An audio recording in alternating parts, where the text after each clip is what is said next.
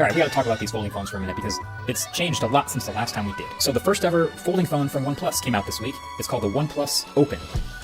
Not a very good name, but a very, very, very good first-gen foldable. I've been using it for about 3 weeks now. I got lots of good things to say about it, but it's actually, I feel like it's so good that it's actually resurfaced the old question in my head from a couple years ago, which is, what's it going to take for regular people to actually start buying folding phones? Because, yeah, I like this phone, and I'm going to go ahead and guess that some other reviewers will like this phone too, and some enthusiasts will like this phone, and this video may even get a lot of views, but none of that necessarily translates into regular people just like strolling into a store or going online and choosing to buy one of these. So first things first, the details of this phone. So this is a super high-end phone in every way, and the design is particularly well considered. You can see it's basically the same size as a normal phone on the outside. This is a 6.3-inch, 20:9 cover display, just over 1080p. It's LTPO down to 10 hertz, and it's an absurdly bright 2,800 nits max brightness between these pretty thin bezels. So this actually does take the crown now for the brightest display I have ever seen in a smartphone. And I'm gonna go ahead and give it the co-crown for best foldable to use while closed, alongside the Pixel Fold. So I still think the Pixel Fold it's more reachable, it has better button placement since it's a bit shorter, but there's no question this feels like a flagship phone on the outside, even if you never even open the thing. There's also a bunch of design touches I really like. The flat sides all the way around, super clean. The alert slider is also back, so it's way up there at the top of the phone, which is kind of tough to reach, but I love that it works exactly as you'd expect, same as previous OnePlus phones that had it. And the power button also doubles as a fingerprint reader, which we've seen with lots of these folds as well. It's awesome. And then around the back, mixed bag, I would say. I'm not the biggest fake leather on the back of a phone person. It gives me like Samsung 2016 vibes, but at least it does hide fingerprints. This is the other color now. It's a green. It looks a little bit cleaner, but really the feature is the gigantic camera bump. And yeah, it's pretty crazy looking, but it also happens to be exactly where my index finger rests on the back of the phone. So it's like a nice little shelf that feels really natural when using the phone while closed. So I kind of really like it for that. Also, the LED flash, I guess it couldn't fit, so they shoved it up in the corner for some reason. But then you open this thing up and it becomes so obvious why they waited so long to do their first foldable. It looks nothing like some of the other first-gen folding screens from years ago. It's got this huge 7.8-inch corner-to-corner LTPO 3.0 display that again goes up to 2,800 nits and down to 1 hertz.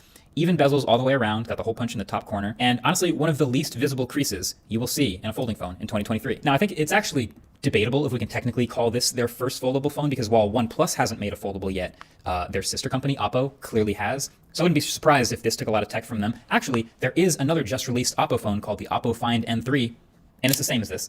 But the point still stands. With this screen on, you literally don't see the crease at all. And screen off, you still kind of have to look for it. And then, yeah, you hit the angle where the light reflects off of the middle of the phone, and then you can see it. But this is one of those phones that looks really good from almost every angle you would actually use it. And then it also has one of those hinges that stays at whatever angle that you hold it at. So if you want a sort of a 90-degree angle or a little bit more open or closed, you can do that. And then it has a nice, satisfying, spring-loaded clap shut.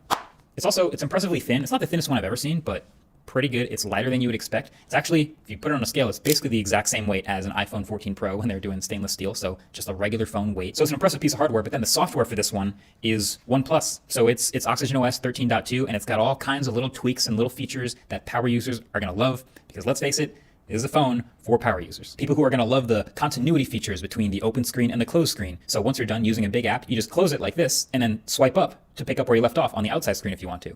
Just like the Pixel Fold, it's going to mirror your home screen setup automatically between the cover screen and the inside screen. So if you change something like move a folder or a widget or an app on one and then switch to the other, it will have also moved from there too. Keeps them a little bit more organized. I kind of wish I had the option to change that since this is Android and I am a power user, but nevertheless, that's the way it is. But then there's also a ton of multitasking features on the inside screen for having multiple apps open at once. So you can have obviously one app open full screen, and that looks good for a surprising number of apps. It'll stretch them if they're not natively built for this. But then you can have 2 apps side by side, and then you can pick a third app to get in the mix. Then they're all just sort of next to each other in this triple panel view, and you can move things between them really quickly. Or if you pinch out with 4 fingers, you can see all of the apps at once. So between that and the dock with all of your apps and recent files, it's just a very well-considered hub for sitting down and just getting stuff done. Like I feel like when I sit down and open this phone, I'm about to be really productive and get a lot done. This phone, the OnePlus Open, honestly, as a phone, it nails all 5 of my pillars of a great smartphone. Great screen, great battery, great build, great performance, great camera. And I'm not being generous with that stuff. It like actually nails all of that stuff. Like you already heard about the great screen, and the fact that they match each other so well inside and outside is already pretty great. There's also great performance, super high-end specs. Snapdragon 8 Gen 2, 16 gigs of fast RAM, 512 gigs of UFS 4.0 storage. I mean, the pair of 120Hz LTPO displays have a 240Hz touch sample rate. It's super responsive, and I mean, the whole thing feels very future-proof. And then you also heard about the build quality, which I'll revisit that in a second. But then battery life has also been excellent with this 4,800 milliamp hour battery and 67-watt fast charging, although it just skips wireless charging for some reason, which is like the most OnePlus thing ever. I think it adds like no cost and no weight and no thickness, but yet they leave it out when all the other competitors have it anyway. All right, fine. But then this huge camera module on the back kind of implies high-end cameras, but you can never really be sure until you test them. And sure enough, this Hasselblad camera setup is pretty decent. It's got this new stacked sensor for the primary sensor, a 3x telephoto, and an ultra-wide. I found it's pretty good most of the time, although it's not very good at freezing motion, which is fine if you take photos of still subjects, but the second it's people or animals and those things start to move, then it can be kind of hard getting a shutter speed fast enough to freeze that stuff. You basically have to switch to action mode, which there's a button for, and that works by cranking the shutter speed way up as expected, but then ISO starts to get a little high enough that photos are now a little noisier, a little worse looking, so that's unfortunate. And by the way, this isn't one of the 5 pillars, but I also found that the microphone on this phone is actually quite good. They're usually not this good.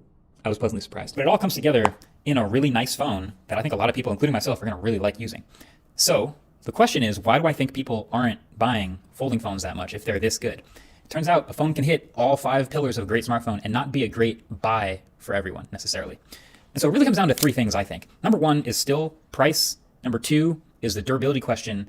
And then number 3 is just the power user problem. So on price, this phone is $1,700 US. That is a lot of money to spend on a phone, no matter how you chop it up into monthly segments or staggered payments. It's just a lot, right? It's literally twice as much as an iPhone 15. But guess what? That's literally right in line with its folding competitors. Like the other 2 folding phones available in the US, Pixel Fold, $1,800. Samsung Z Fold 5, $1,800. So this one's actually kind of a bargain. That's the most obvious thing holding these back, because they're still so expensive. But then number 2, durability is also questionable at best. Now, of course, they do all the testing that they can. And guess what? They've got IPX4 water resistance, which is nice. And they have a durability rating for 1 million folds of the hinge. And that's great. But then what about these dead pixels that have started appearing at the bottom middle of my screen right around the hinge? I had this one for 3 weeks and babied it. And this is already starting to show up on mine. It doesn't mean it's going to be bad for everyone, but that's not great. And I suspect it's not going to happen on non-folding phones. But the third and final reason folding phones, as great as they've been getting, aren't necessarily translating to mainstream success is that they're power user phones. They're folding and unfolding is a power user feature. And power user features, as much as we love them, don't sell a ton of phones. We figured this out many times when LG spent years and years making some of the most manually adjustable cameras in the smartphone world. And now they don't make smartphones anymore. And we still have Sony, who can't stop making professional cameras in a smartphone body, but their sales are putting them in danger of the same thing. And Asus Zenphones are absolutely incredible right now for enthusiasts like myself, but they've already thrown a head fake. Clearly, they're not doing super well either. I'd honestly be willing to bet, without even being able to look into anyone's books, that the folding phones are not at the top of sales in any of the lineups of any of the companies who are making these things. Probably the most compelling folding phone hardware I've seen yet is this Honor phone. This thing's called the Honor Magic V2. Bro, look at this thing.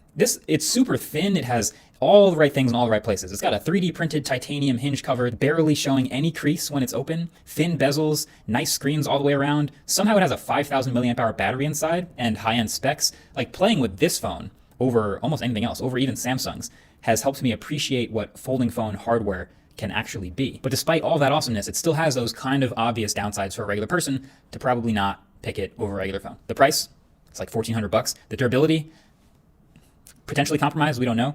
And then even though it is thin and awesome, it's still just like the power user thing of wanting to carry a slightly thicker phone around and have that extra ability is not something everyone sees as obvious and something they actually want. We are starting to finally see some of those flipping phones come at least closer to the mainstream because they are lower in price. The Z Flip 5 is down to $1,000 from Samsung, and Motorola just launched their most affordable flip yet. The Razr 40, I think, is launching soon at $600. So that seems to be getting closer, but it's just, we need a lot more of that stuff. So folding phones are simultaneously very evolved from their beginnings just a few years ago, and yet still have a long way to go. So I guess until we get there, it's more fun for us nerds.